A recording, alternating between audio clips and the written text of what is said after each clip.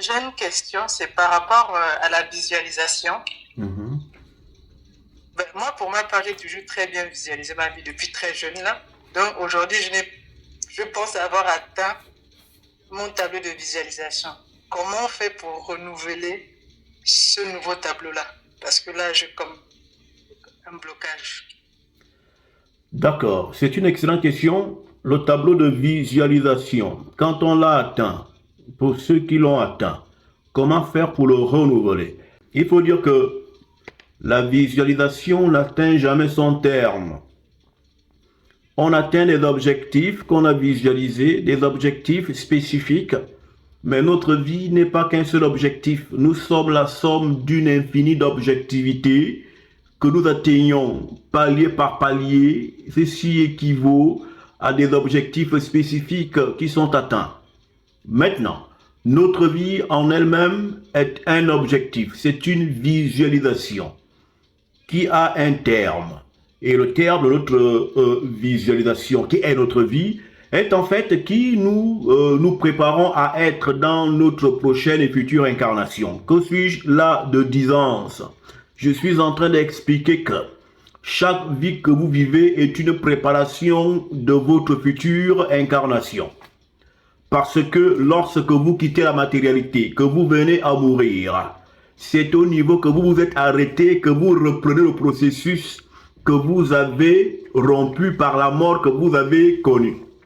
Ainsi, comme l'enseignait ici, un individu qui revient à la vie avec le même niveau de vibration auquel il s'était stoppé quand il mourait.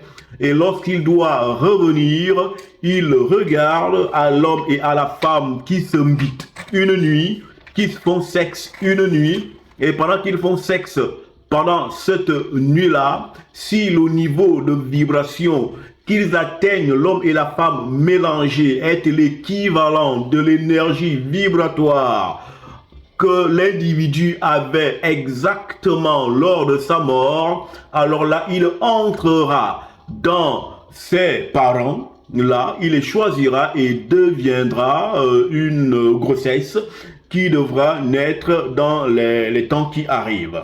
Donc, on commence même la visualisation de notre vie pendant que nous sommes encore même dans l'invisibilité. Et quand nous arrivons au visible, nous visualisons notre prochaine incarnation si devons nous revenir. Donc, on ne peut pas parachever en une seule vie avant qu'on ait même atteint l'âge du sépulcre. On ne peut pas achever le processus de visualisation. Chaque projet est une vision. Et à chaque instant que vous l'inscrivez dans votre tête, vous l'avez déjà visualisé. Et la visualisation, qu'est-ce que c'est dans le plan concret? La visualisation renvoie au plan que vous établissez dans le préalabilité lorsque vous avez une vision, un projet.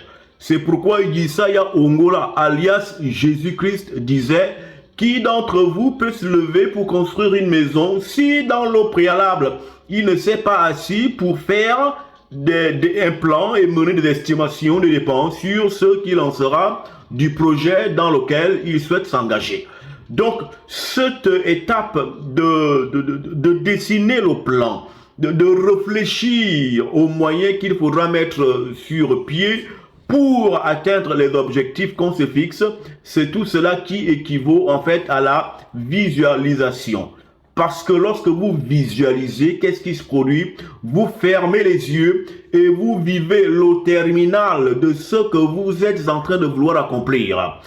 Parce que c'est cela en fait aussi la visualisation. Vous devez regarder à la fin, à l'achèvement de ce que vous voulez voir se concrétiser dans votre vie. Parce que la fin d'une chose vaut mieux que son commencement. Donc, visualisez la fin. Et quand vous visualisez la fin, vous devez de vous remplir des émotions positives, de joie profonde. Vous devez vous satisfaire, vous auto-convaincre. Vous devez tromper votre propre conscience. Et donc, convaincre votre esprit profond que ce que vous êtes en train de visualiser là est une vérité. Et quand l'esprit profond, sans que vous ressentez ce que vous voyez, alors l'esprit profond vous accorde dans la matérialité ce qu'il sent que vous sentez dans votre chair et que vous voyez dans votre esprit. Comme ici je l'enseigne, l'esprit ne distingue pas entre regarder en esprit et regarder dans la vie matérielle, qui n'est autre qu'une pâle copie de la dimension mystique. Donc votre esprit comptabilise ce que vous voyez dans votre propre tête de ce que vous voyez avec vos yeux matériels. Et quand vous avez déjà vu, que ce soit dans votre esprit profond ou que ce soit avec vos yeux matériels, l'esprit au fond de vous qui a la responsabilité de concrétiser ce que vous avez vu et ressenti en matérialité se charge donc d'amener dans le monde visible vos propres sentiments. C'est pourquoi, comme vous l'enseignez ici, ce n'est pas seulement le fait de voir qui amène à ce que vous obteniez ce que vous voulez obtenir. C'est la dimension du ressenti qui vous amène à obtenir ce que vous voulez ce que vous avez vu.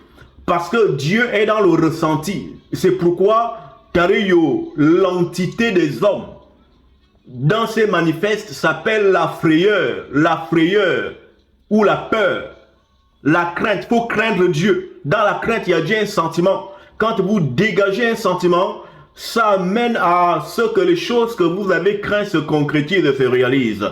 D'où, comme ici, il est souvent rappelé ce passage de Job 3,25 qui dit « C'est ce que je crains qui m'atteint et c'est ce que je redoute qui lui arrive. » Parce que la crainte et la peur sont des émotions et des sentiments profonds qui vous amènent à ressentir dans votre chair les choses face auxquelles vous avez une certaine peur. Et comme vous avez peur et que vous ressentez la peur et que votre chair participe à ce ressentiment que vous avez ou à ce ressenti que vous avez, l'univers se convainc que vous l'avez déjà vécu parce que votre chair s'y est impliquée et donc va tout faire pour vous amener à concrétisation matérielle ce que vous avez visualisé dans votre esprit profond et votre vérité intérieure deviendra votre réalité extérieure. C'est pourquoi est-il dit que tout individu qui se veut de voir le changement autour de lui se doit d'abord de changer